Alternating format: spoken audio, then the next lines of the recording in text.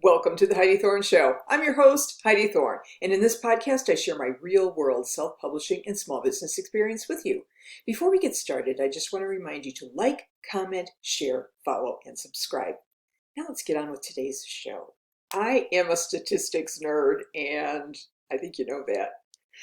And as such, I am in love with the site called Statista. One of the recent surveys or studies that I saw on that site was that in 2020, print books were purchased by 44.5% of the US population. They bought at least one print book in 2020. However, for ebooks, only 22.7% of the population purchased one book in 2020. I don't know about you, but that surprises me. True, ebooks are still a relatively new invention, but I was just shocked to see that they weren't more popular than what they are. Now, okay, we can say that this is just a snapshot of purchases in 2020, but let's think about that. We had the pandemic going on, so you would think ebooks would have been running away with it, right? But they weren't. And this brings up the question of print books versus ebooks, print books still being popular.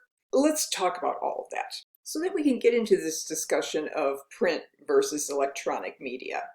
Let's roll back to the 1990s. At that time, I was teaching adults how to use popular software programs at a local community college for vocational training. Word perfect, anyone? One of the class lectures discussed storage of data. At that time, the 3.5-inch floppy disk was probably the most recognized storage media. So when I told the class that one day soon we'd be relying on CDs for data storage, they had a good laugh. Personal computers with CD-ROM drives were coming around, but those with drives to burn data onto a CD were still in their infancy. Fast forward to the 2010s, CD, even DVD, read and write drives are already quite passé. Everything seems to be headed to the cloud. In all honesty, the cloud uses media and equipment somewhere, just not right where we are as we had in the past. So what does this have to do with you and that print book or ebook you're self-publishing now? A lot. The sad state of losing intellectual property treasures because they've been stored in or on obsolete media and equipment. These are quite sobering thoughts. So let's take a step back even farther in time, like thousands of years. We can still read the stone walls in the pyramids at Giza. Do we understand all of it? We'll leave that to the Egyptologists. But let's think about this. The ebook you may have published on a CD may be inaccessible in 25 or 50 years, simply because we may not have the technology readily available to read it. The messages on the pyramid walls can still be viewed thousands of years later, and barring any physical disaster befalling them, they may still be readable thousands of years from now. Am I suggesting that you start carving your musings on slabs of clay, stone, or cave walls?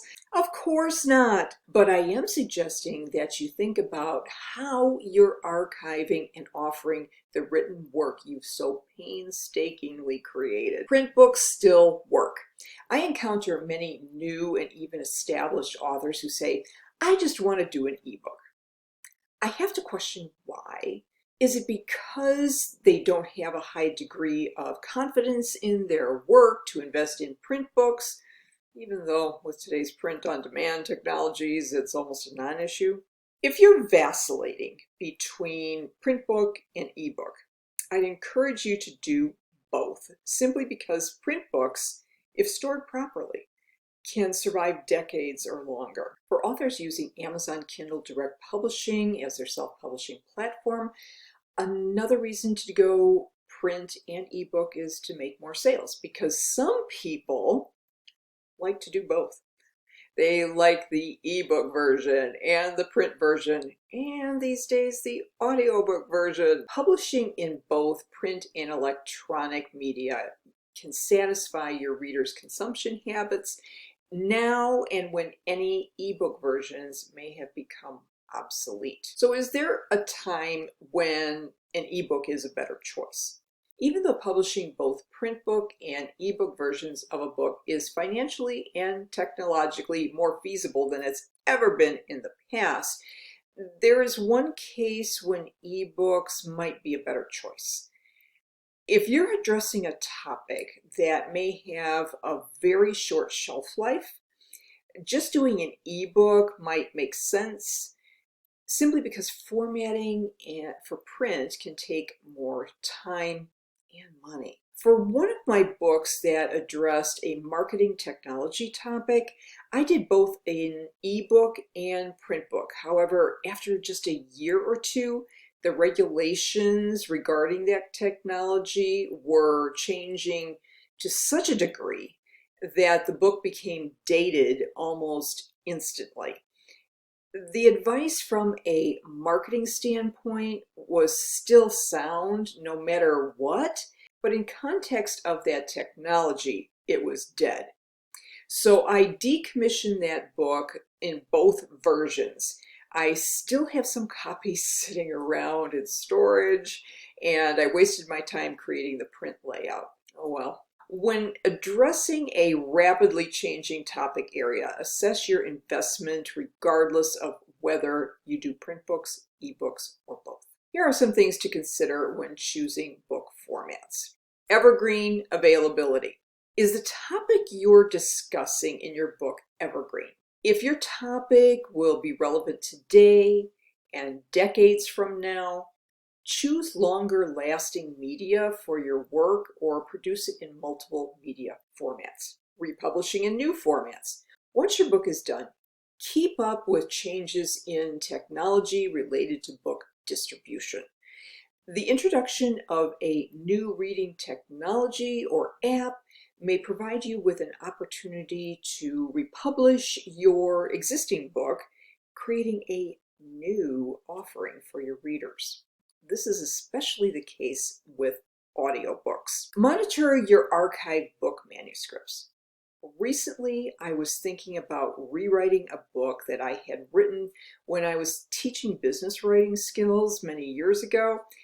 I couldn't find it anywhere. I still can't. All I could find was some remnant of my work from those days on a, you guessed it, 3.5-inch floppy disk. I haven't had a floppy disk drive on a computer in years. Even if I eventually locate a disk containing that lost work, will I be able to access it? Probably not. So there's a lost opportunity. So as we're talking about new formats for books, we know about print and ebook, but I would certainly encourage you to think about doing audiobooks as well. They are growing at an alarming rate, double-digit growth. Even in 2020, during the pandemic, I saw a stat that said they still grew by about 12%. So there you go. If you want to learn about self-publishing your own audiobook, I have a complete course on how to do it yourself on Udemy. It's called How to Self-Publish an Audiobook. So do check that out, and I will put a link in the description. If you found this helpful, I would appreciate it if you would subscribe to The Heidi Thorne Show on whatever podcast app you like to use. I'm on all the major ones: Apple Podcasts, Spotify, Stitcher, and Podbean, and probably the one you like too. If you like the YouTube video better, you just have to subscribe to my Heidi Thorne YouTube channel and turn on the notification bell so you get an alert when a new video is up. I would appreciate it if you would share The Heidi Thorne Show with your friends on social media. My self-published books in multiple formats, print, ebook, and audiobook, are on Amazon, Audible, and Apple Books. All you have to do on those sites is search for my name, Heidi Thorne. My author page will come up, and a list of all the available titles will be shown. If you'd like to connect with me, my website is HeidiThorne.com, and I'm most active on social media on Instagram and TikTok at Heidi Thorne. Thank you so much for listening and for your support. I'll look forward to talking with you again in the next episode, and in the meantime, have a great day.